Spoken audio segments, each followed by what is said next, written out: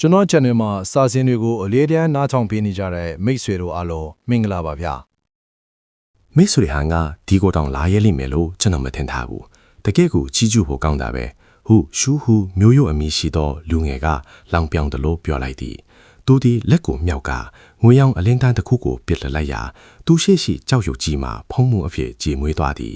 သူကပင်အရင်စကားပြောလိုက်ခြင်းဖြစ်သည်ကျွန်တော်ကဘာလို့မလာရဲရတာမှလဲယတနာတစ်ခုကရှေ့မှာရှိနေတာကိုခင်ဗျားကကျွန်တော်ကိုဒုက္ခပေးဖို့စိတ်ကူးရှိနေသေးလို့လားဟုဟန်လီကခန်းဆောင်ချက်ကင်းမဲ့တော်မျက်နှာဖြင့်ပြန်လဲတုံးပြန်လိုက်သည်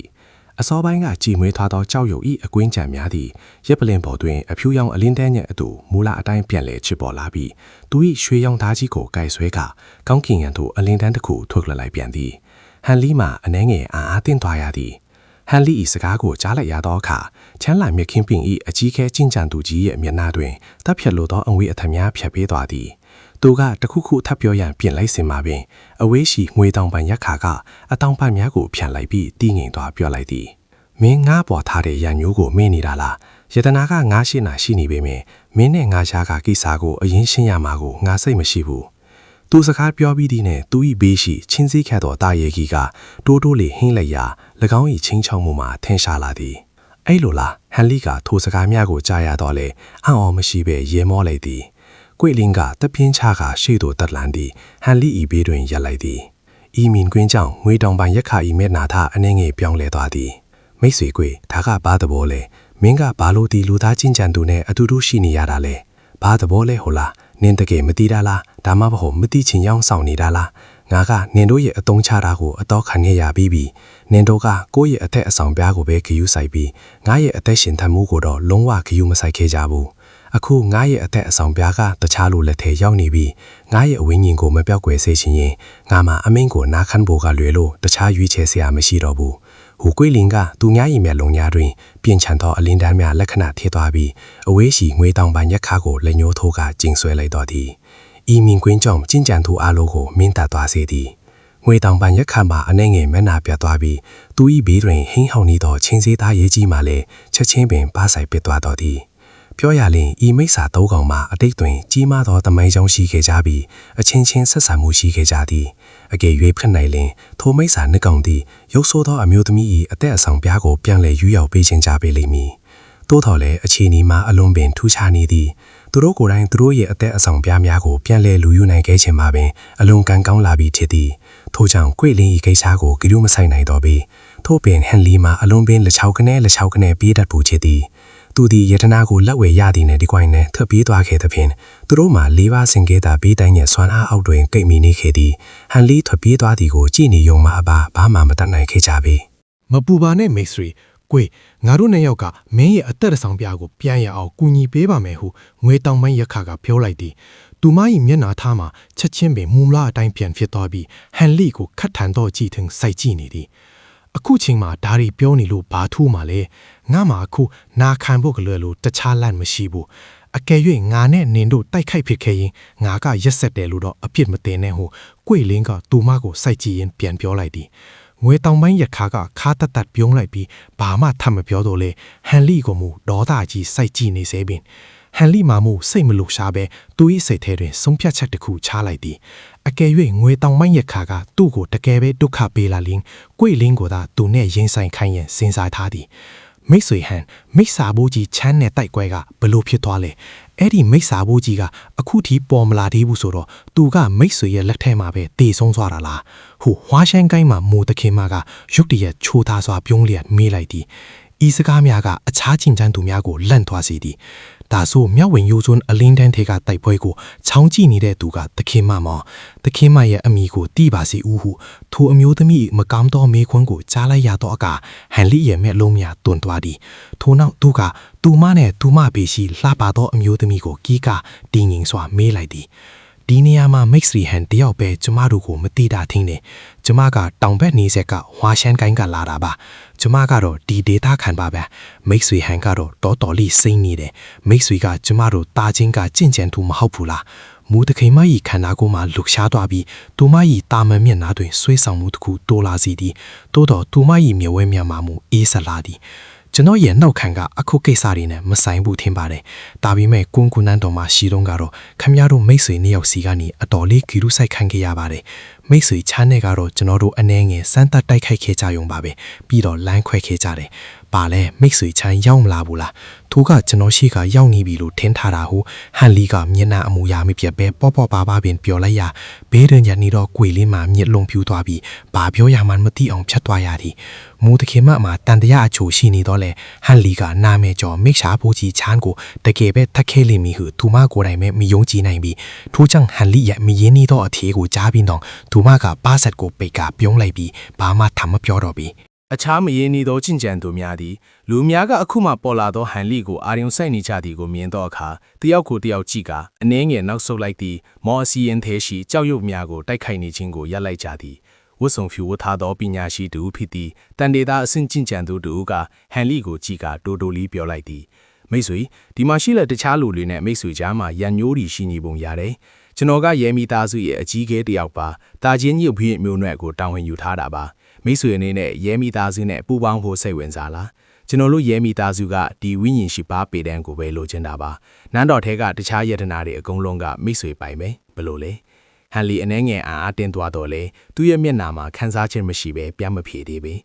မိတ်ဆွေကျွန်တော်တို့ရဲမိသားစုကိုလောဘကြီးတယ်လို့မထင်ပါနဲ့မိတ်ဆွေကကံကောင်းလို့ဒီလိုယတနာမျိုးရခဲ့ရင်တောင်မှမိတ်ဆွေရဲ့အားနည်းတဲ့အနေထားနဲ့ဆိုရင်ဒါကိုကြာကြာထိန်းထားနိုင်မှာမဟုတ်ဘူးဟုထိုပညာရှိကပြောလိုက်သည်သူဒီဟန်လီရဲ့ကျင့်ကြံမှုမှာမနှိမ်လာပဲကွေလင်းကဲ့သို့အစင်မြင့်မိစ္ဆာထားရေးကိုပင်ခိုင်းစေနိုင်သည်ကိုမြင်သဖြင့်ဟန်လီကိုစီးယုံရန်စ조사နေခြင်းဖြစ်သည်ဟန်လီရဲ့မျက်ခုံးများတွန့်သွားပြီးနောက်ဆုံးတွင်သူကစိတ်အာရုံမှထင်ပြန်ပြောလိုက်သည်ခင်ဗျားတို့ရဲ့မိသားစုကတာချင်းမှာနံပါတ်3မိသားစုပဲဘာလို့ကျွန်တော်လိုပင်ပလူကိုကူညီဖို့လိုရမှာလဲပြီးတော့ခင်ဗျားတို့စီကကြင့်ကြံသူကြီးနှစ်ယောက်ဒီတောင်ထဲကိုဝင်လာလဲမဟုတ်လားတခြားတစ်ယောက်ကပဲရောက်နေလေသိပါစေဟန်လီရဲ့မျက်လုံးများလက္ခဏာဖြစ်သွားသည်အခြားကျင့်ကြံသူများထဲတွင်မိစ္ဆာဆွင်ပြမလဲထားသူမပါဝင်သည်ကိုသူရှင်းရှင်းလင်းလင်းမြင်လိုက်ရသဖြင့်စိတ်အေးသွားတော့လဲပို၍သတိထားနေမိသည်မိတ်ဆွေဟန်ကကျွန်တော်ရဲမိသားစုထဲကဘယ်သူတွေလာတယ်ဆိုလာတောင်သိလင်းမယ်လို့ကျွန်တော်မထင်ထားဘူးအမှန်တိုင်းပြောရရင်ကျွန်တော်ရဲ့အကြီးကဲလည်းဒီတာဝါထဲမှာရှိနေရမယ်ကျွန်တော်သူနဲ့အဆက်အသွယ်မရသေးပေမဲ့အချိန်တိုင်းရင်သူတေချာပေါက်ဝင်ပါလာလိမ့်မယ်လို့ကျွန်တော်ယုံကြည်တယ်သူကနန်းတော်ထဲကိုတောင်ရောက်နေလောက်ပြီဟုထိုပညာရှိရဲ့ရင်ထဲတွင်ထိတ်ခဲသွားတော့လေသူကရေမောလျက်ပြောလိုက်သည်အဲ့လိုလားအကယ်၍နန်းတော်ကအလွတ်ကြီးထနေရင်ကျွန်တော်အချိန်ဖြုံးပြီးတခြားလူတွေကိုရန်ဆက်မိသူကိုဖင်မနေဘူးလားဟူဟန်လီကခေတ္တစဉ်းစားပြီးပြန်ပြောလိုက်သည်ဒါကရိုးရှင်းပါတယ်ကျွန်တော်ကုံကူးတောင်ရဲ့တခြားနေရာတွေမှာအစွမ်းထက်တဲ့ယတနာအချိုရထားပါတယ်အကယ်၍မိတ်ဆွေဘာမှမရခဲ့ရင်အဲ့ယတနာတွေအကုန်လုံးကိုမိတ်ဆွေဟန်ကိုပေးဟုကျွန်တော်အဆင်ထင်ပါတယ်တခြားလူတွေကိုရန်ဆက်မိမှာဆိုရင်တော့ကျွန်တော်တို့ရဲမိသားစုကမိတ်ဆွေကိုအေးရဲ့ကြီးခဲ့အဖြစ်လက်ခံနိုင်တယ်လို့ဒါမှမဟုတ်ဝိညာဉ်ကြောက်တုံးတတောင်းကိုတခါတည်းပေးချင်ပေးမှာပါဟန်လီရှိဝင်စားပုံရသည်ကိုမြင်တော့အခါဝက်ဆုံဖြူပညာရှိကသူပြင်ဆင်ထားသောကမ်းလန်းကြအားလုံးကိုအမြင်ပြောပြလိုက်သည်သူသည်အလွန်စိုးရိမ်နေခြင်းထက်သည်အကြောင်းမှာကောင်းကြီးမိစ္ဆာနဲ့အခြားရဲမိသားစုကျင့်ကြံသူအချို့မှာဘာကြောင့်မှမသိပျောက်ဆုံးနေသဖြင့်အခြေအနေမှာထိန်းချုပ်မရဖြစ်နေသည်ဟုသူခံစားနေရသည်ထို့ကြောင့်တာချင်းပြင်ပမှာကျင့်ကြံသူဟုထင်ရသောဟန်လီကိုစီးယုံရန်အမြောက်အများအဆက်ရေးခံရန်စန္ဒရှိနေခြင်းပင်အဲ့ဒီကြီးကကိစ္စကတော့ထားလိုက်ပါတော့ဝိညာဉ်ကြောက်တုံးတတန်းကိစ္စကိုတော့ကျွန်တော်တော်တော်စိတ်ဝင်စားတယ်ပြီးရင်တော့ကျွန်တော်တာချင်းကနေချက်ချင်းထွက်သွားလို့ရတာပဲဟုဟန်လီကခဏစဉ်းစားပြီးငောရေမောလျက်သဘောတူလိုက်သည်အဲ့လာကအကောင်ဆုံးပဲဒါဆိုရင်ဒီမှာပဲထားလိုက်မယ်နောက်မှချီနေရလှုပ်ဆောင်ကြတော့ဘောဟုဝတ်ဆောင်ဖြူပညာရှိကအလွန်ဝမ်းသာသွားပုံရသည်ဘာလဲတခင်ကတကယ်ပဲဒီဝိညာဉ်ရှိပါပေးတယ်ကိုတခြားလူကိုပေးတော့မှာလားဟန်လီဆရာရုံနဲ့ချိတ်ဆက်ထားသောယတနာဝိညာဉ်ထသည့်ရင်ရွယ်ကဟန်လီနဲ့ပညာရှိတို့၏စကားကိုရှင်းရှင်းလင်းလင်းကြားရသဖြင့်မမေးပဲမနေနိုင်ဖြစ်သွားရသည်ပေးမှာလားဟုတ်တာပေါ့မပေးပါဘူးဒါကသူနဲ့ငါကြားကနှုတ်ကတိတတ်ပဲဘာအာမခံချက်မှမရှိဘဲနဲ့ငါတို့နှစ်ယောက်လုံးကဒီကတိကိုအတိမတ်မှာမဟုတ်ဘူးရေးမိသားစုကအခုသူတို့အားနေနေတယ်လို့ခံစားနေရလို့ငါ့ကိုတခြားလူတွေကိုထိန်းထားပေးဖို့အကူအညီလိုနေတာပဲရှိတယ်အဲ့လာပါပဲဟုဟန်လီကရင်ရွယ်ကိုအေးအေးဆေးဆေးပြောပြလိုက်သည်ကျမလည်းအဲ့ဒီလိုထင်ပါတယ်ဒီအစီရင်ကြီးကိုဖျက်ဆီးနိုင်တယ်လို့ဝိညာဉ်၈ပါးပေးတယ်ကိုဘယ်သူရမလဲဆိုတာကတော့ကိုယ့်အရေးချင်းအကောင်မှပဲမူတည်မှာပေါ့ဟုရင်ရွယ်ကတပ်ပြင်းချလိုက်သည်ဟန်လီကအတားအရာပြုံးလိုက်ပြီးဘာမှထပ်မပြောတော့ပြီထိုအချိန်တွင်ဝက်ဆုံဖြူပညာရှိကသူ၏မောစွမ်းအားကိုမြင့်တင်ကအခြားလူများကိုအကျယ်ကြီးပြောလိုက်သည်မိတ်ဆွေတို့အခုမိတ်ဆွေဟန်လဲရောက်လာပြီဆိုတော့ကျွန်တော်တို့ဒီရှေးအောင်အစီရင်ကြီးကိုဖျက်ဆီးဖို့အခွင့်အရေးပိုများလာပါပြီအရင်ကသဘောတူညီချက်ကမိတ်ဆွေဟန်အတွက်လည်းအကျုံးဝင်နေမဟုတ်လားဟင် ငါတို့ကဒီအစီရင်ကိုဖျက်ဆီးဖို့လုံလောက်ပါတယ်ဘာလို့တခြားလူကိုထပ်ထည့်နေုံမှာလဲသူ့ကိုပဲအရင်ရှင်းပြလိုက်ရအောင်ဟုရှုဟုမျိုးယူအမိရှိသောလူငယ်ကနှာခေါင်းရှုံလျက်ပြောလိုက်သည်ရှင်းပြမယ်ဟုတ်လားအကိုရှုခင်ဗျားနောက်နေတာလားခင်ဗျားလုံနိုင်ရင်တော့ကျွန်တော်ကဘာမှကန့်ကွက်စရာမရှိပါဘူးဒါပေမဲ့အပြင်ဘက်ကတာမီးချက်ကအချိန်မရွေးအားနေသွားနိုင်တယ်ခင်ဗျားဒီမှာအချိန်ဖြုံးနေလို့ရမယ်ထင်လို့လားဟုဝစ်စုံဖြူပညာရှိမျက်နှာပြတ်သွားပြီးခက်ထန်စွာပြောလိုက်သည်အဲ့လားဟုတ်တယ်ထိုက်ဤကိုက်ကရွှမ်းကျင်ကြီးကအပြင်ကိုရောက်နေပြီးတော့ထမ်းမိုးမိုင်းကခုနဖားအန်ဖွယ်ပုတ်ကိုချီမြောင်လဲဒီကိုလာနေတယ်လို့ကျွန်မကြားထားတယ်ကျမတို့မှာယတနာကိုယူဖို့နောက်ထပ်တရက်ပဲအချိန်ရှိတော့တယ်မဟုတ်လို့ဒေတာမျှတာတဲ့အဖွဲနဲ့မစ္စာအဖွဲကနံပါတ်1ဂိုင်းတွေကလူတွေရောက်လာရင်တော့ဒီဝိညာဉ်ရှိပါးပေတံကကျမတို့နဲ့ဘာမှမဆိုင်တော့ဘူးဆိုတာခင်ဗျာတီးမှာပါဟုမူတခင်မကသူမဤနဖိုးပေါ်ရှိစပင်တစဲကိုတိုက်ရင်ပြိုလိုက်သည်ထိုက်ဤကိုင်းထမ်းမိုးကိုင်းမစ္စာထုံကောင်းမအပါဟန်လီအပါဝင်ကြင်ကြံသူအလုံးမှာအလုံးပင်အားတင်ခွာကြသည်အထူးသဖြင့်ရေးမိသားစု၏အကြီးအကဲကမျက်နာတစ်ခုလုံးချက်ချင်းပင်ဖြူလျောတော်သည်ရှုဟုမျိုးယူအမိရှိသောလူငယ်နဲ့လင်းရင်ဖိန်တို့သည်တယောက်ကိုတယောက်ကြည့်လိုက်ကြသည်သူတို့၏မျက်နှာများမှလည်းမကောင်းလာပြီးသူတို့၏ထမ်းလဲနဲ့နန်တော်နဲ့ထမ်းမိုးကိုင်းတို့သည်အဆက်အဆွဲအချို့ရှိကြတော့လဲအခြားချက်ပတကာကွန်ဦးတောင်၏ယတနာကိုသူတို့နဲ့ဝေမျှလိမ့်မည်ဟုသူတို့လုံးဝမယုံကြည်ကြပြီး ကောင်းပြီသူတို့ကိုအစီရင်ဖြတ်စည်းနေနေရမှာပါဝင်ခွင့်ပေးလိုက်မယ်အစီရင်ပြတ်သွားတာနဲ့ဒီကောင်းကင်ဘုံထီဝိညာဉ်ယတနာကိုဘယ်သူရမလဲဆိုတာကတော့ကိုယ့်ရဲ့ချင်းအပေါ်မှာပဲမူတည်လိမ့်မယ်ဟုကျင့်ကြံသူကြီးတူဖြစ်သည့်ရှူဟုမျိုးရိုးအမိရှိသောလူငယ်တာချက်ချင်းပင်ဆုံးဖြတ်ချက်ချလိုက်သည်ငွေတောင်ပိုင်ရက်ခါနဲ့အခြားမိစ္ဆာများအပါဝင်အခြားလူများမှလည်းကိုယ့်အကြံနဲ့ကိုရှိကြတော့လဲမိဒူမှထမှန်လူကန့်ကွက်ခြင်းမရှိကြတော့ပြီဒါကိုမြင်လိုက်ရတော့အခါဟန်လီနှုတ်ခမ်းတွင်အပြုံးတစ်ခုပေါ်လာပြီးသူ့ရဲ့အင်ကြီးလက်ကိုတစ်ချက်ခါလိုက်ရရွှေရောင်ပလန်ထန်းချင်းသားဆယ်လက်ကျော်မှထွက်ပေါ်လာပြီးအောက်ရှိကြောက်ရွံ့ကြီးများကိုဘာစကားမှမပြောဘဲတိုက်ခိုက်ပါတော့သည်အခြားလူများမှလည်းအချင်းထမပြုံးလိုတော့တဲ့တွင်အစီရင်ကိုပြင်းထန်စွာထပ်မံ၍တိုက်ခိုက်ကြတော့သည်အောက်ရှိငင်းတက်နေသောကြောက်ရွံ့ကြီးများသည်လည်းချက်ချင်းပင်အသက်ဝင်လာကြသည်သူတို့၏ရွှေရောင်ဓာတ်ကြီးများဖြင့်ပြင်းထန်စွာပြန်လဲတိုက်ခိုက်ကြသည်ချက်ချင်းပင်ဓာအလင်းတန်များရှုပ်ထွေးသွားသည်နားကွဲလို့မတာပေါက်ကွဲတန်ကြီးမှာတဖန်ပြန်လဲထွက်ပေါ်လာပါတော့သည်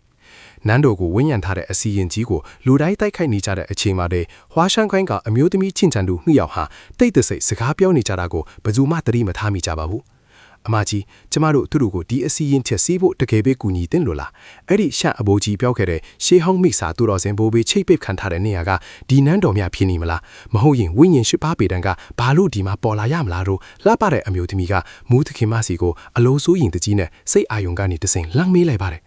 ညီမလေးမစိုးရင်ပါနဲ့ဒါကအဲ့ဒီမိစာကိုချိတ်ပိတ်ထားတဲ့နေရာလုံးဝမဟုတ်ဘူးမဟုတ်ရင်ငကားအဆွင့်ပြောင်းချီတန်းစိတ်ကတုံးပြန်မှုတစ်ခုခုရှိနေတာကြားလာပြီဒီအစီရင်ကိုဖျက်ဆီးဖို့ဆိုတာကဝိညာဉ်ရှိပါပေတံတစ်ခုတည်းအတွက်မဟုတ်ဘူးတစ်ခုလုံးသောကိုမူတောင်ရဲ့တားမြေချက်တွေကိုထိန်းချုပ်ထားတဲ့အထီးကအစီရင်မျက်စိဟာဒီမိစာနေနေရဲ့တာဝါရဲ့ကိုးထမြောက်မှာရှိနေတာချိတ်ပိတ်မှုကိုပြန်ပြီးအားဖြည့်ခြင်းတယ်ဆိုရင်ငကားအဆွင့်ပြောင်းချီတန်းစိတ်အပြင်နောက်ဆုံးအထက်ကိုတွားပြီးဂါထာမှန်တိုင်ရွက်ဖတ်ရမှာဒါပေမဲ့ပတ်လဲကိုကြည်လိုက်အောင်အဝင်ဝေးကဘယ်မှာလဲတန်တရထူစရာတခုတည်းသောနေရာကဒီနန်းတော်ပဲ6ပုံ30ပုံလောက်ကတော့အဝင်ဝေးကနန်းတော်ထဲမှာပဲရှိနေရမယ်ပြီးတော့ဒီဝိညာဉ်စူပါပေတန်းနဲ့ဒီအစီရင်က6ထမြောက်အဝင်ဝေးကိုချစ်ပိတ်ဖို့တုံးထားတာလည်းထင်နိုင်တယ်ဒါတွေကိုအစကတည်းကအသေးစိတ်ရှင်းမပြခဲ့လို့မင်းတီးလို့စိုးရင်နေတာမထူးဆန်းပါဘူးလို့မူးသခင်မကယုံကြည်မှုအပြည့်နဲ့ပြန်ဖြေရပါတယ်အော်အဲ့ဒါကြောင့်ကိုအမကြီးကချိတ်ပိတ်မှုကိုအားဖြည့်ဖို့ဂါရာမန်ဒန်မီရတ်ပဲကျမကိုဘာမှရှင်းမပြပဲဒီကိုခေါ်လာတာကိုဒါပေမဲ့ဒီဝိညာဉ်ရှိပါပေတံတို့ကျမတို့လို့လာပါတဲ့အမျိုးသမီးကသဘောပေါက်ထားတဲ့ပုံနဲ့ပြောလိုက်ပါတယ်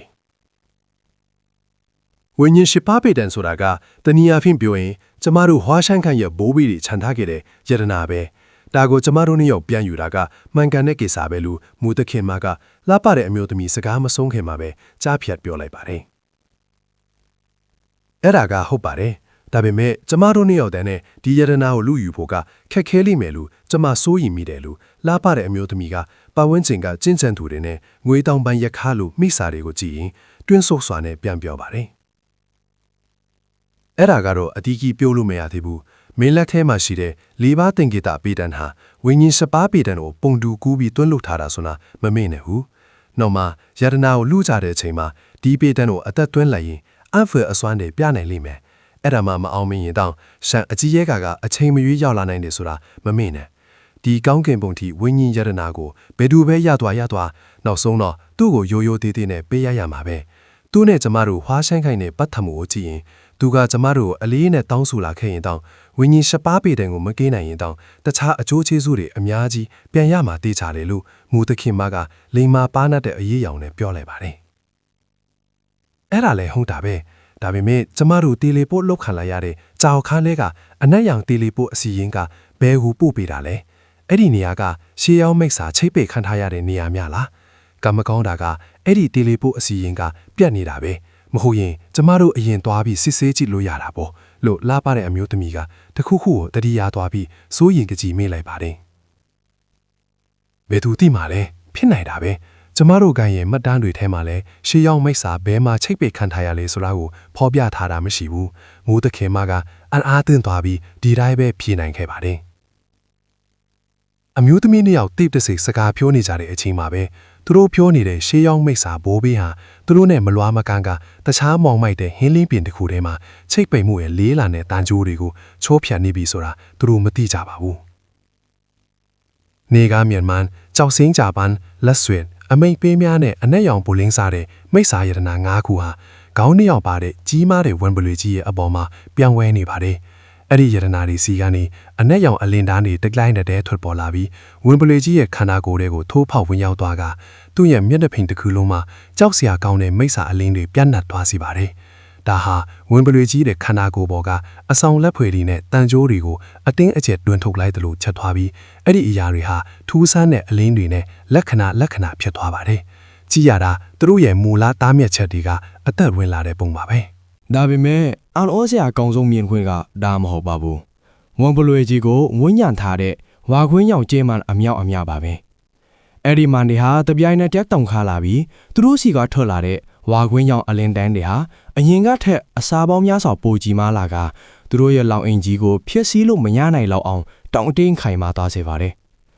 ခေါင်းနှလုံးနဲ့လက်လေးဖက်ပါတဲ့ရှေးဟောင်းမိစ္ဆာဟာလေးထဲမှာပြန်ဝဲနေပြီးသူ့ရဲ့လက်လေးဖက်ကနေမိစ္ဆာရတနာ၅ခုကိုထိန်းချုပ်ဖို့လက်ဟန်တွေလုပ်နေပါတယ်။သူ့ရဲ့မျက်နှာနှစ်ခုလုံးမှာတီဂျီလေးနက်တဲ့အမူအရာတွေရှိနေပြီးအပေါ်ကငွေရောင်ဝန်းပလွေကြီးကိုစိုက်ကြည့်နေပါတယ်။သူ့အောက်ခြေကအနက်ရောင်တယ်လီပေါ်အစီရင်ကိုတော့မီးခိုးရောင်အလင်းတွေတောက်ပနေတဲ့အစီရင်အလန်းတွေနဲ့ကာကွယ်ထားပါတယ်။အဲ့ဒီကာကွယ်ရေးအတားစီကမောအစီရင်ရဲ့လှုပ်ဆောင်မှုကိုခိတရပ်တန်းထားပြီးတခြားချင်းကြံသူတွေကျူးကျော်ဝင်းရောက်မလာအောင်တားဆီးထားတာပါ။ဒီအချိန်မှာငွေရောင်ဝန်းပလွေရဲ့အနက်ရောင်ခေါင်းဟာသူ့ရဲ့မိစ္ဆာပုံစံကိုအပြည့်အဝဖော်ပြနေပါပြီ။သူ့ရဲ့ဥချိုတစ်ခုတည်းဟာပိုပြီးကြီးမားလာယုံတင်မကပဲအနက်ရောင်လက်ရှိချောင်းတွေကလည်းတကူလုံးမှတစ်ဖြက်ဖြက်လက်နေပြီးဟိန်ဟောက်တန်းတွေထပ်ပေါ်နေပါတယ်။ဝန်းပလွေရဲ့ညက်လုံးတွေကလည်းစူးရှားတဲ့ခရိုင်းရောင်မိစ္ဆာမီးတောက်တွေနဲ့တောက်လောင်နေပါတယ်။အဲ့ဒီအကြီးနဲ့အကြည့်ခံရတဲ့ဆာလာစာပါတွေဟာထူးဆန်းစွာနဲ့သူ့အလိုလိုမီးလောင်ကျွမ်းစွာပြီးပြပွင့်တွေအဖြစ်ပြောင်းလဲသွားပါတယ်။မိစ္ဆာရတနာ၅ခုစီကမိစ္ဆာစွမ်းရည်တွေကိုရရှိပြီးနောက်မှာတော့ရှေးဟောင်းမိစ္ဆာရဲ့ဘိုးဘေးဝိညာဉ်ဟာလွတ်မြောက်ဖို့အတွက်ဂါထာမန်တန်ဇွတ်ဖန်နိုင်လောက်တဲ့အထိမိစ္ဆာစွမ်းရည်တွေလုံလောက်စူးဆောင်းမိသွားပါသည်။အချိန်တွေဟာဖြည်းဖြည်းချင်းကုန်ဆုံးသွားပါတယ်။အနက်ရောင်ဝန်းပလွေဟာသူ့ခန္ဓာကိုယ်နာကနောက်ဆုံးသောဆာလာစာပါကိုပြာထိအောင်လှုပ်လိုက်ပြီးတဲ့နောက်မှာတော့တိုးလေးတစ်ချက်ဟိန်လိုက်ပါတယ်။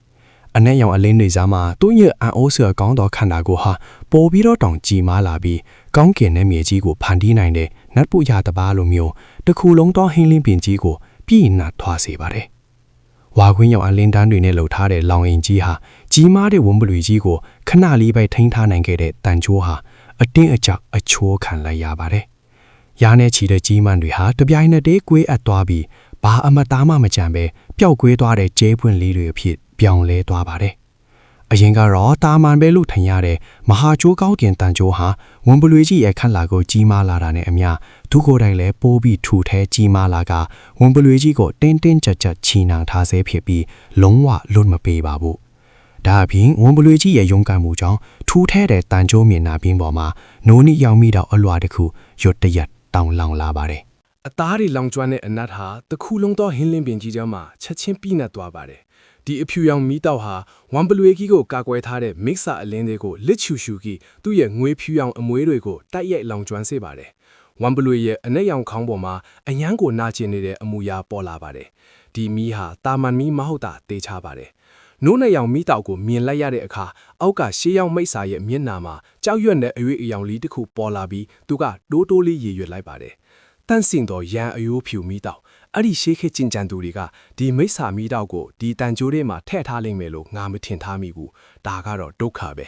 ဒါပေမဲ့အဲ့ဒီအချိန်မှာလဲအနက်ရောင်ဝမ်ပလွေကောင်းဟာသူ့ရဲ့ကြီးမားတဲ့ခေါင်းကိုရုတ်တရက်ဝေ့ရမ်းလိုက်ပြီးကျဲလောင်တဲ့ပောက်ကွဲတန်ကြီးနဲ့အတူသူ့ရဲ့ဦးချိုပေါ်ကအနက်ရောင်ရဲ့စီးကြောင်းဟာလက်စည်းလုံးကြီးတစ်ခုအဖြစ်ဖြောင်းလဲကလေထဲကိုပြန်တက်သွားပြီးထပ်ပြီးပောက်ကွဲသွားပါတယ်မရေမသွက်နိုင်တဲ့အနက်ရောင်ရဲ့စီးကြောင်းတွေဟာကောင်းကင်ကနေကျဆင်းလာပြီးအနက်ရောင်တန်ကြိုးအားလုံးကိုထိမှန်သွားပါတယ်ခဏချင်းမှာပဲအဖြူရောင်မီးတောက်တွေနဲ့အနက်ရောင်လက်စည်းတွေဟာရောရွက်သွားပြီးအတူတူလက်နေကြပါတယ်အဲ့ဒါဟာကြီးမားတဲ့မွေဟောက်ကြီးနှကောင်အချင်းချင်းကြိုက်ခဲနေကြပြီးရစ်ဖတ်နေကြသလိုမျိုးပါပဲထူးဆန်းပြီးအုပ်အုပ်လေးထွက်ပေါ်လာတဲ့အတန်းတွေလည်းထွက်ပေါ်လာပါတယ်အနက်ရောင်ဝမ်ပလွေကောင်းကတော့မပြီးသေးပါဘူးသူ့ရဲ့မျက်လုံးတွေကခရမ်းရောင်မီးတောက်တွေနဲ့တောက်လောင်နေပြီးသူ့ပါးဆက်ကနေလေးနဲ့တဲ့ဂါထာမန်ထန်တွေထွက်ပေါ်လာပါတယ်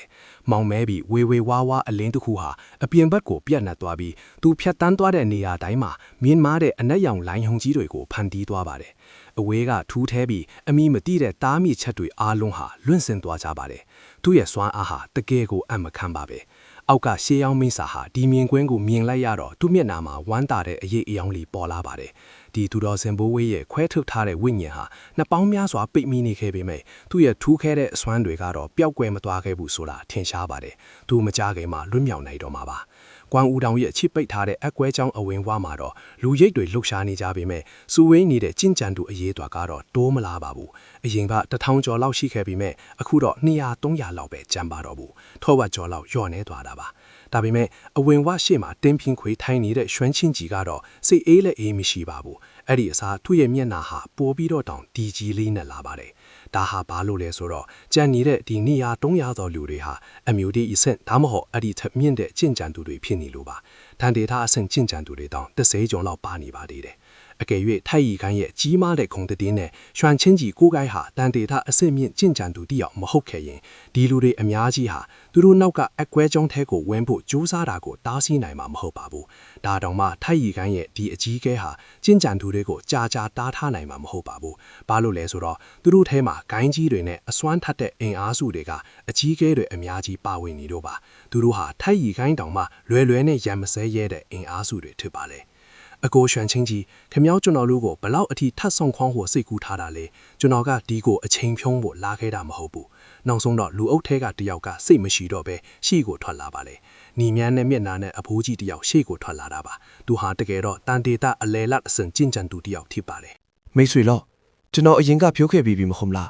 အခုချိန်မှာဘသူမှဒီအကွဲကြောင့်ကိုဖျက်သွားလို့မရဘူးကျွန်တော်ခမားတို့ကိုတားနေတာကခမားတို့အလကားနေရင်အသက်မဆုံးရှုံးစေချင်လို့ဘာလို့ရွှန်ချင်းကြီးကစိတ်ထဲကနေတက်ပြင်းချလိုက်ပြီးမဲ့သူ့မျက်လုံးတွေကိုဖွင့်ပြီးပုံမှန်ထက်ပိုတီငိမ့်တဲ့အမူအရာနဲ့ပြန်ဖြေလိုက်ပါတယ်ဒါပေမဲ့ရင်လော့ကိုင်းနဲ့ဟွာရှန်ကိုင်းကကြင့်ကြံသူတွေဝင်သွားပြီလို့ကျွန်တော်ကြားထားတယ်အဲ့ဒါကပါလို့လဲလို့လော်လိုမျိုးချိုးအမိရှိတဲ့အဖိုးကြီးကမကြေမနက်မေးလိုက်ပါတယ်အဲ့ဒါကမူတခေမနဲ့အကိုချမ်းတို့မှာလန်ရှင်းဟိုအတွက်နေနဲ့ရွင်ရင်းကဝိညာဉ်ကြံပူဆွမ်းရှိနေလို့ပါဒါကြောင့်သူတို့ကတဘာဝအတိုင်းစွန့်သွားနိုင်တာပေါ့အကယ်၍အကိုလော့မှာလည်းကြီးမြတ်တဲ့ဝိညာဉ်ရွင်ရင်၃ခုတည်းကတစ်ခုခုရှိနေမယ်ဆိုရင်ကျွန်တော်လုံးဝသားမှာမဟုတ်ပါဘူးအမှန်တော့ကျွန်တော်တို့နောက်ထပ်ရက်အနည်းငယ်လောက်ပဲထပ်ဆောင်လိုက်မယ်ဆိုရင်ဒီအကွဲကြောင်းကသူ့ရဲ့မူလအတိုင်းပြန်စစ်သွားမှာပါလို့ရွှန်ချင်းကြီးကတည်ငြိမ်စွာပြောလိုက်ပါတယ်ကျွန်တော်တို့နောက်ထပ်ရက်အနည်းငယ်လောက်ထပ်ဆောင်လိုက်ရင်တော့အထက်ကယတနာတွေဟိုအဲ့ဒီမိစ္ဆာအဘိုးကြီးတွေအကုန်လူသွားကြလိမ့်မယ်လို့ကျွန်တော်စိုးရိမ်မိတယ်လို့နောက်ထပ်မကြေမနက်ဖြစ်နေတဲ့အတန်တစ်ခုထွက်ပေါ်လာပြီးအစိမ်းပြောင်မျိုးတိမ်တွေကြားမှာဖုန်လွှမ်းနေတဲ့ပုံရိပ်တစ်ခုဟာ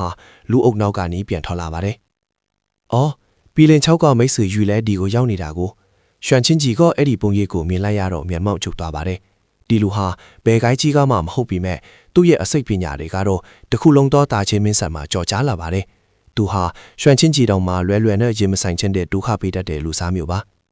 အမှန်တိုင်းပြောရရင်သူဟာဒီလူတွေရဲ့အသက်ရှင်တန်ကိုတကယ်ဂရုစိုက်နေတာမဟုတ်ပါဘူး။သူတို့အားလုံးအကွဲကြောင်းထဲမှာတီးထွားရင်တောင်မှသူကတော့မြေတောင်တစ်ချက်တောင်ခတ်မှာမဟုတ်ပါဘူး။ဒါပေမဲ့သူအစောပိုင်းကရရှိခဲ့တဲ့ရွှေဝတ်တဲ့အရာချိတ်ပွဲမှုကိုဖွင့်လိုက်တဲ့သူဟာရဲမီတောက်စုရဲ့ကျင့်ကြံသူတယောက်ဖြစ်နိုင်ခြေများနေပါသည်။သူဟာရဲမီတောက်စုရဲ့ရည်ရွယ်ချက်ကဘာလဲဆိုတာကိုစဉ်းစားနေတော့မှပဲဂိုင်းထိတ်ကနေထူးဆန်းတဲ့အမိန့်တစ်ခုကိုချက်ချင်းရရှိခဲ့ပါတယ်။သူဟာထျားမိုကိုင်းက9ပါးအံဖွယ်ပုတ်ခိုးနဲ့ပူပေါင်းပြီးဒီအကွဲကြောင်းလဲကိုဝင်ရမယ်ပြီးတော့အဲ့ဒီမတိုင်ခင်မှာတခြားကျင့်ကြံသူတွေဝင်မသွားနိုင်အောင်တားဆီးထားရမယ်ဆိုတာပါပဲအဲ့ဒီအမိန့်ကိုထုတ်ပြန်တဲ့သူရဲ့အဆင့်တန်းဟာထိုက်ရီကိုင်းထဲမှာအရန်ကိုထူးခြားလာပါတယ် တူတောင်မှအနေငယ်များမနာခံပဲမရေရဲပါဘူးမဟုတ်ရင်တော့သူ့လိုအဆင့်တန်းရှိတဲ့သူကဘာလို့ဒီလိုကျေစုခံတဲ့အလုပ်မျိုးကိုလုပ်နေပါလိမ့်မယ်ဒါပေမဲ့အဲ့ဒီအမိန့်မှာအစိမ့်မြင့်ကြင်ကြံသူနှစ်ယောက်ပူဖောင်းပြီးမှချိတ်ပွင့်မှုထဲကိုဝင်ကြမယ်လို့ပါရှိနေတာကြောင့်ချိတ်ပွင့်ထားတဲ့အရာဟာတာမန်အရာမဟုတ်ဘူးဆိုတာထင်ရှားနေပါတယ်တကယ်ပါပဲစိတ်မကြခင်ပါပဲသူဟာချိတ်ပွင့်မှုနဲ့ပတ်သက်တဲ့အချက်အလက်တွေပါဝင်တဲ့ကြောက်စိပြားနောက်ခုကိုထပ်ပြီးရရှိခဲ့ပါတယ်ဒါဟာဒီတောင်းထွေအဘိုးကြီးကိုအတော်လေးထိတ်လန့်သွားစေပြီးမိစ္ဆာအဘိုးကြီးချမ်းတို့အဖွေကိုဝင်ခွေပေးလိုက်မိတာကိုနောင်တအကြီးကျယ်ရသွားစေပါတယ်အခုဆိုရင်သူဟာတခြားကျင့်ကြံသူတွေကိုအကွဲကြောင်းထဲပိုးပြီးဝင်ခွင့်မပေးခြင်းတော့ပါဘူးမဟုတ်ရင်ဒီလောက်များတဲ့ကျင့်ကြံသူတွေဝင်သွားတာဟာဒီချပေါက်ဒုက္ခဖြစ်စေပါလိမ့်မယ်အကယ်၍ချစ်ကွင်းထားတဲ့အရာသာလွတ်မြောက်သွားမယ်ဆိုရင်လူလောကမှာဘယ်သူကသူ့ကိုရှင်းနိုင်ပါလဲဒါပြင်အထဲမှာကောင်းကင်ဘုံထိဝိညာဉ်ယတနာတစ်ခုရှိနေတာမို့လို့တဘာဝအတိုင်းပဲသူကတခြားဘယ်သူကိုမှမပေးနိုင်ပါဘူးရွှန်ချင်းကြီးကသူ့ဘာသာစဉ်းစားနေပြီးအကျဉ်းငယ်နဲ့ငယ်ချောင်းဟန်လိုက်ကသူ့ရှေ့ကလူနှစ်ယောက်ကိုချောမော့ဖို့စကားပြောမယ်အလုံးမှာပဲအဝေးကနေအေးဆက်ဆက်အတန်တန်ထွက်ပေါ်လာပါရီ။ဘာလဲငါတို့ချားမိုကိုင်းကောင်းကင်မီစာကိုင်းနဲ့ထိုက်ရီကိုင်းကခင်ဗျားတို့ကိုအထဲပေးမဝင်ဘူးဆိုတော့အတင်းအကျပ်ဝင်ဖို့ကြံနေတာလား။ဒါကိုကြားလိုက်ရတဲ့အခါလော်လိုမျိုးရိုးအမိရှိတဲ့အဘိုးကြီးရဲ့မျက်နှာဟာအနှဲငယ်ပြတ်သွားပါရီ။အဲ့ဒီနောက်မှာတော့အနဲ့ရောင်အလင်းတိုင်းတစ်ခုဟာအဝေးကနေလှစ်ခနဲပလန်တန်းလာပြီးမျက်စိတမိတ်အတွဲမှာပဲသူတို့ရှေ့ကိုရောက်လာပါတယ်။အလင်းတိုင်းပျောက်ကွယ်သွားတဲ့အခါမှာတော့အနဲ့ရောင်ဝီယုံကိုဝတ်ထားပြီးချိတ်ထထန်နှာခေါင်းရှိတဲ့ပညာရှိပုံစံနဲ့လူလက်ပိုက်တစ်ယောက်ပေါ်လာပါတယ်။သူပေါ်လာတဲ့ကြပြိုင်နဲ့သူ့ရဲ့အချီတွေကလောအဘိုးကြီးနဲ့အစိမ်းရောင်မြူတွေကြားတစ်ကကျင့်ချံသူစီကိုဝေပဲကြည့်လိုက်ရာသူ့ရဲ့ညက်ခုံးတွေကြားမှာရက်ဆက်ကြမ်းချွတ်တဲ့အည်အယောင်တွေပြည့်နှံ့နေပါတယ်။ခုနှစ်ပါးအံ့ဖွေပုဂ္ဂိုလ်လောအဘိုးကြီးကအဲ့ဒီပညာရှိကိုချက်ချင်းမှတ်မိသွားပြီးအသက်ရှူအောင်သွားရပါတယ်။ဒါဟာခုနှစ်ပါးအံ့ဖွေပုဂ္ဂိုလ်ချီမြောင်ရထူးကဲအစွမ်းတွေကရွှန်ချင်းကြီးချက်အများကြီးတာလွန်နေလို့မဟုတ်ပါဘူး။ဒါပေမဲ့ဒီပညာရှိဟာချားမိုကိုင်းရဲ့အမိန့်အာဏာတည်စေသူအကြီးကဲတယောက်အနေနဲ့ရန်သူတွေအပေါ်မှာအလွန်အမြင့်ရက်ဆက်ကြမ်းချုပ်ပြီးညာတာမှုကင်းမဲ့တာကြောင့်တာချင်းမင်းဆက်တစ်ခုလုံးမှာနာမည်ဆိုးနဲ့ကြော်ကြားတဲ့မိစ္ဆာဘီရင်တယောက်ဖြစ်နေလို့ပါ။လောအဘိုးကြီးလိုတန်တရားချင်းကြံသူတယောက်တောင်မှတစ်ဖက်လူကိုဘယ်တော့မှရက်မစဲရဲပါဘူးမိတ်ဆွေချီးမြောင်ခုနှစ်ပါးအံ့ဖွယ်ကလည်းနောက်နေပြန်ပြီးခင်ဗျားတို့ကိုင်းနဲ့ထိုက်ရီကိုင်းကဒီလောက်တောင်အလေးအနက်ထားနေမှာတော့အကွဲချောင်းကတခစ်ကိုအန်တီအများနေပုံရပါတယ်ကျွန်တော်ရက်အနေငယ်လောက်နောက်ကျသွားတာကဘာမှအရေးမကြီးပါဘူးလို့လောအဘိုးကြီးကဟန်ဆောင်ရဲမောရင်လူအုပ်ထဲကိုပြန်ဝင်သွားပါတယ်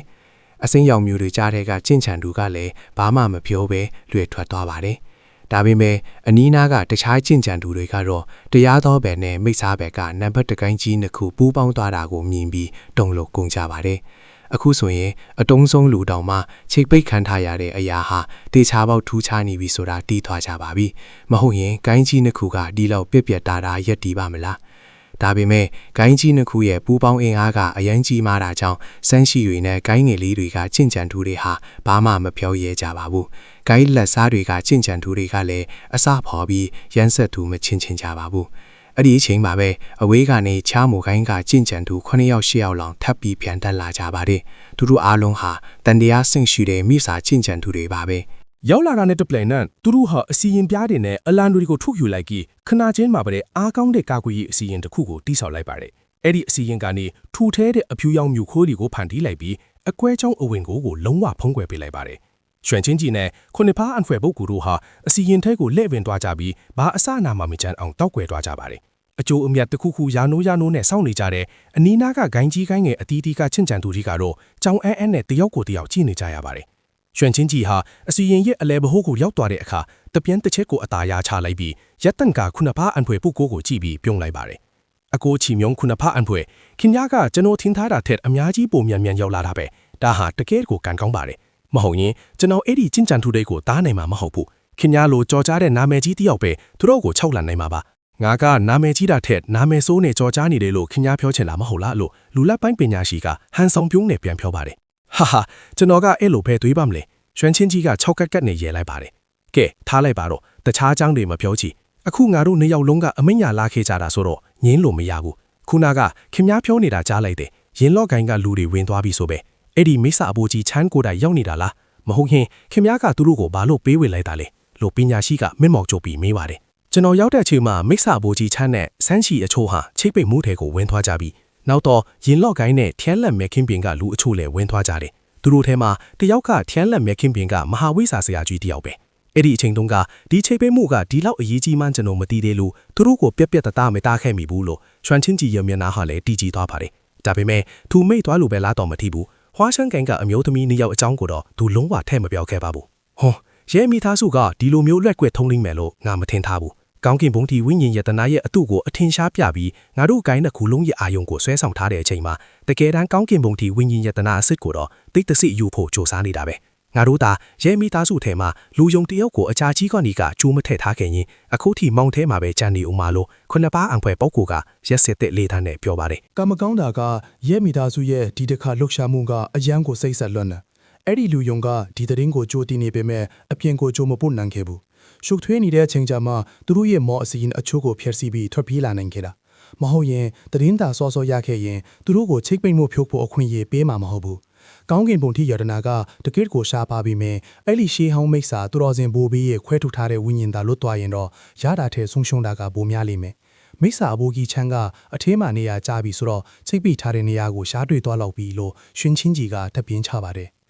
မိတ်စာအဘိုးကြီးချမ်းကလူအားမဟုတ်ဘူးသူကိုယ်တိုင်ရောတခြားလူတွေကိုပါဒုက္ခဖြစ်စေမယ့်အလုပ်မျိုးသူလက်မှာမဟုတ်ဘူးငါစိတ်မချတာကထင်းလန်မြေခင်းပင်ကကြင်ကြံသူတွေကိုပဲသူတို့ကတာချင်းကကြင်ကြံသူတွေမဟုတ်တော့ဘာကိုမှတိတ်ပြီးမဲညာနေမှာမဟုတ်ဘူးလို့ခုနှစ်ပါးအံဖွေဖို့ကိုချီးမြှောင်းကခေါင်းခါရင်ပြောပါတယ်။အော်ခမ ्या တို့ဂိုင်းကထင်းလန်တဲ့အကြောင်းနဲ့ပိတ်တတ်မှုရှိတယ်လို့ကျွန်တော်ကြားထားတယ်။ခမ ्या ကသူတို့ကိုဒီလောက်အထီးတတိထားနေလိမ့်မယ်လို့မထင်ထားဘူးလို့ဒါကိုကြားတော့ရွှင်ချင်းကြီးကရဲပြီးပြောပါတယ်။ဘာပဲတတ်မှုလဲအကျိုးအမြတ်ချင်းဖလက်ယုံသက်ဆက်ပါပဲခုနှစ်ပါးအံဖွေဖို့ကိုကဂယူးမဆိုင်တဲ့ပုံစံနဲ့ပြောပါတယ်။ရှေးဟောင်းချင်းကြံသူတွေရဲ့ချီးပေးမှုကလွယ်နဲ့တော့အပြတ်ခံရမှာမဟုတ်ဘူးအဲ့ဒီလူတွေကရှေးဟောင်းမိတ်စာရဲ့တားမြစ်ချက်ကိုဖျက်ဆီးလိုက်မယ်ဆိုရင်တော့ငါတို့နှစ်ယောက်ပူးပေါင်းပြီးသူတို့ရဲ့ရန်ကားတဲ့လုပ်ရက်တွေကိုတားဆီးနိုင်ပါတယ်အကယ်၍အဲ့ဒီရှေးဟောင်းမိတ်စာရဲ့ဝိညာဉ်ကလွတ်သွားပြီဆိုရင်တော့အဲ့ဒီမိတ်စာကနှစ်ပေါင်းများစွာအနှိမ်ခံထားရတာဆိုတော့အတော်လေးအားနည်းနေမှာပါ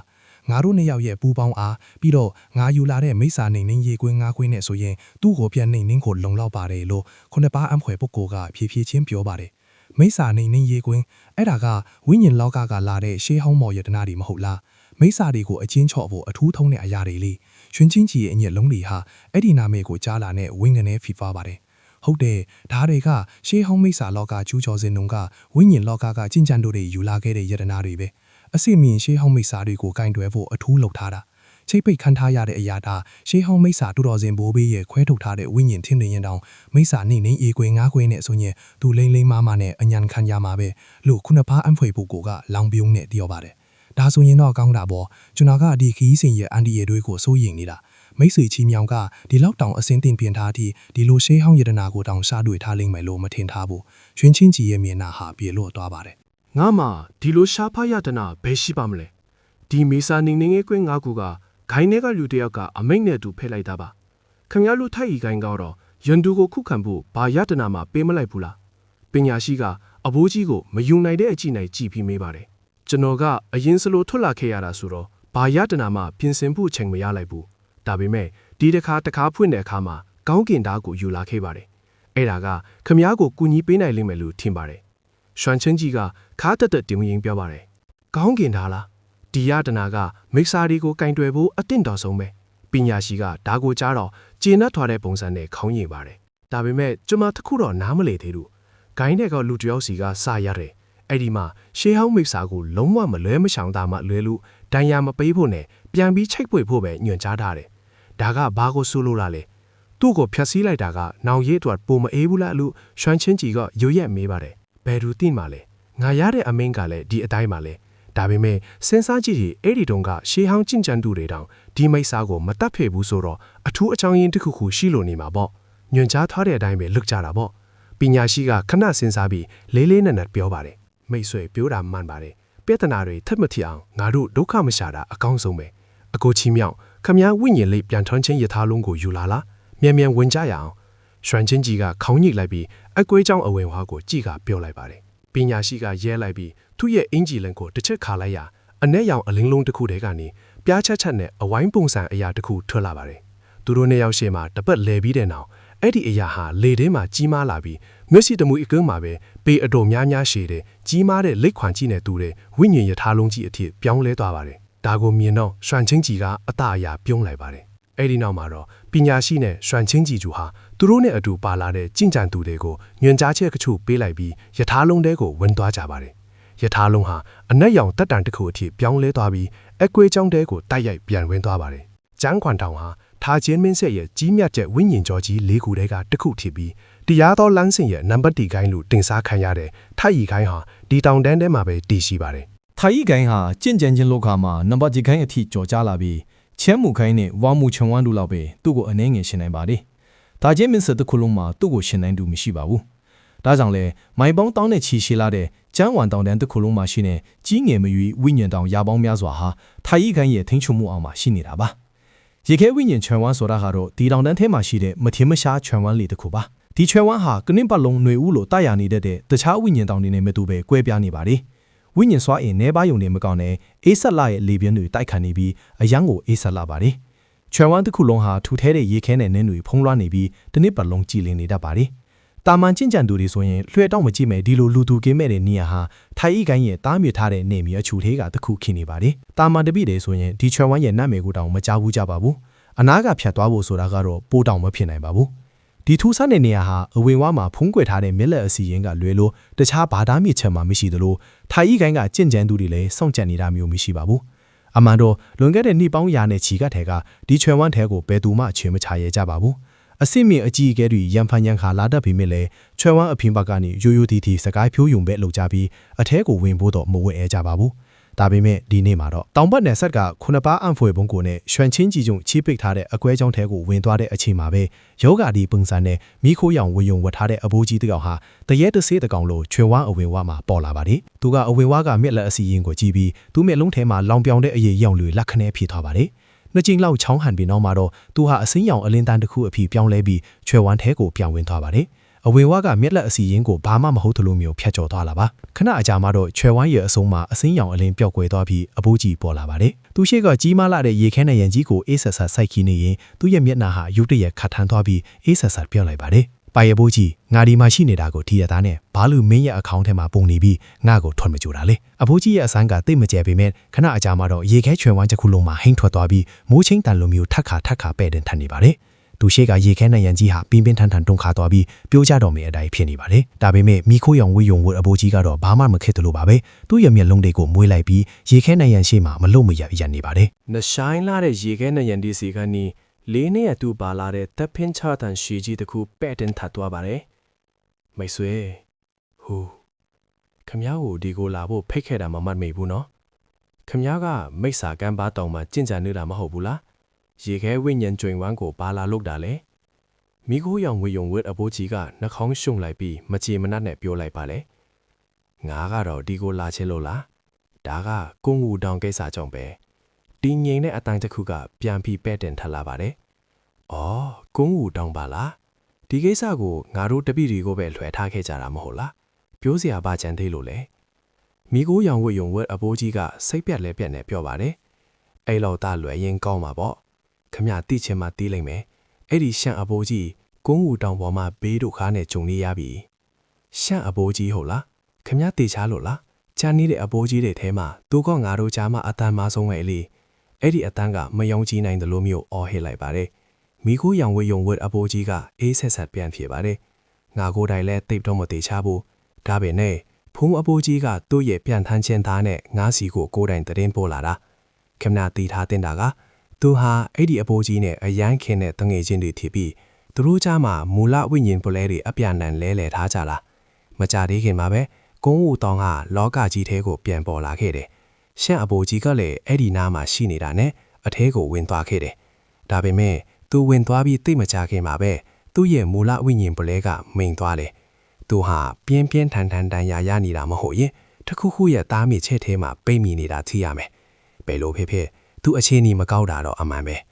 ခဏလောက်နားပြီးနောက်သူကဆက်ပြောပါတယ်ပြီးတော့ကွက်တီပဲဖုံးအဖိုးကြီးမှလည်းကြီးမားတဲ့ပြဿနာတစ်ခုနဲ့ကြုံနေရလို့သူကိုယ်တိုင်သွားပြီးမကူညီနိုင်ဘူးအဲဒါကြောင့်ငါတို့ကိုသွားကြည့်ပေးဖို့သူကတောင်းဆိုလာတယ်ကူညီပေးတဲ့အတွက်သူကငါတို့နေအောင်ကိုသွေးချီစေလုံးနှလုံးပေးမယ်လို့ပြောတယ်နှလုံးတောင်လားတော်ရက်ရောတာပဲအဲ့ဒီစေလုံးကငါတို့ရဲ့တက်တန်းကိုဆဲဆုနဲ့ချီပြီးတိုးပေးနိုင်တာဒါပေမဲ့ ဖုံအပိုးကြီးကရှမ်းအပိုးကြီးတောင်ထဲဝင်သွားမှန်းဘယ်လိုသိတာလဲအဲ့ဒီအတန်းကတတိထားတဲ့လေထန်းနဲ့မေးပါတယ်အဲ့ဒီအပိုးကြီးကအမြဲတမ်းပါနေတယ်သူတခုခုလောက်တော့မယ်ဆိုရင်တခုခုထိခဲရင်သုံးဖို့အယံစီမံကိန်းအမြဲထားလိရှိတယ်ကုန်းဦးတောင်ထဲမဝင်ခင်မှာသူကဖုံအပိုးကြီးစီကိုပြန်ထမ်းချင်းထားနဲ့တရင်ပို့ခဲ့တယ်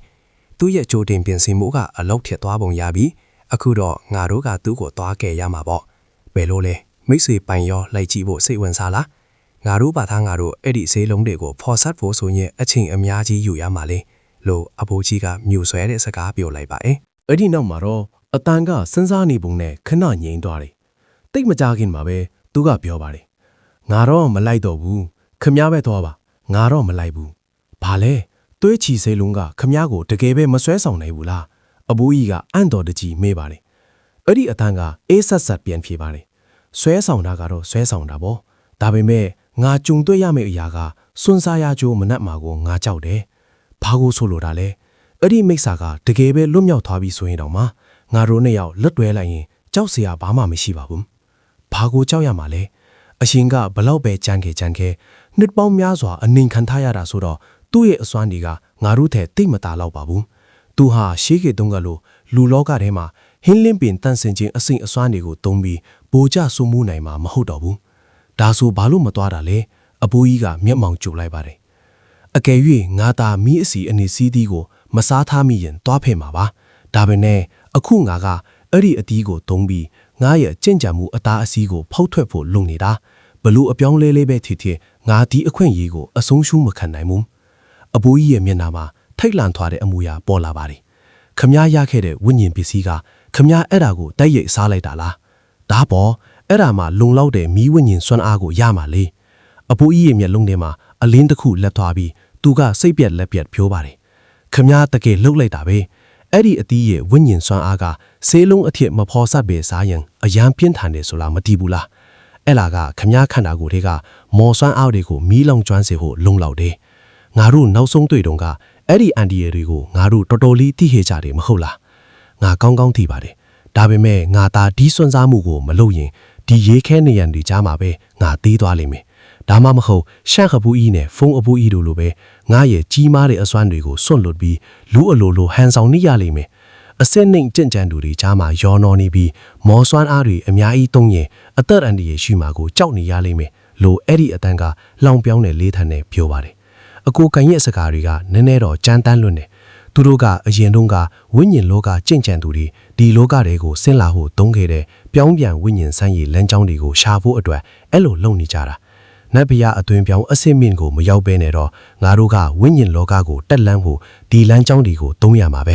ဘလို့ပဲဖြစ်ဖြစ်အထက်လောကကကြင်ကြံသူတွေဟာသူတို့ရဲ့မော်စွမ်းအားကိုနှိမ်ခါပြီးငါတို့လောကတွေကိုအတင်းအကျပ်ဆင်းလာနိုင်ခဲ့ကြတာပဲအကယ်၍ငါတို့ဒီလမ်းကြောင်းတွေကိုရှာတွေ့ရင်ငါတို့ရဲ့မော်စွမ်းအားကိုခေတ္တမြင့်ပြီးဝိညာဉ်လောကတွေကိုဝင်ဖို့သုံးလို့ရတယ်အရင်တုန်းကလောကကြီးပြောင်းလဲသွားကြတဲ့ကငါတို့ရဲ့နတ်ဖျားအသွင်ပြောင်းအစဉ်ကျင်ကြံသူအဖော်ဒီအများကြီးဟာလူလောကအနံ့ကြားမှာပြောင်းပြန်ဝိညာဉ်စမ်းရည်တွေကိုလိုက်ရှာခဲ့ကြတယ်။အကယ်၍ရှိနေမယ်ဆိုရင်ခုလောက်ဆိုရှာတွေ့နေလောက်ပြီ။ဒါမှမဟုတ်လဲတမှုတရားရဲ့အဝေးကြီးမှာရှိနေလို့ရှာမတွေ့တာလည်းဖြစ်နိုင်တယ်။ဖြစ်နိုင်ပါလေ။ဒါပေမဲ့ဘလို့ပဲဖြစ်ဖြစ်ဝိညာဉ်လောကကိုတန်လှန်ဖို့ငါတို့ရဲ့ကခုတဲ့သောမြောက်လင်းချက်ကိုလိုက်ရှာနေတာကဒီတိုင်းထိုင်ပြီးအသေးဆောင်နေတာထက်ဆိုင်ရင်ပိုကောင်းပါလေလို့မိကိုရောင်ဝေးရောင်ဝတ်အဘိုးကြီးကအကူနီးမဲ့တဲ့မျက်နှာထားနဲ့ပြောပါလေ။ပြောင်းပြန်ဝိညာဉ်စမ်းရည်တွေကိုလိုက်ရှာနေမယ့်အစားနတ်ဖျားအသွင်ပြောင်းအစင်းမြင့်ရောက်ဟောက်ချင်းချန်တာကပုံမကောင်းဘူးလားဒါပေမဲ့ရှေးဟောင်းမိတ်ဆာလောကရဲ့ညုံမှမှုကြောင့်ငါတို့လောကရဲ့စွမ်းအားဒီခန်းချောက်သွားလို့တောင်းမောင်ရင်ငါတို့ဒီအစ်စ်မှာပိတ်နေမှာမဟုတ်ဘူးလို့အဲ့ဒီလူကမကြည်မနတ်ဝင်ပြောပါတယ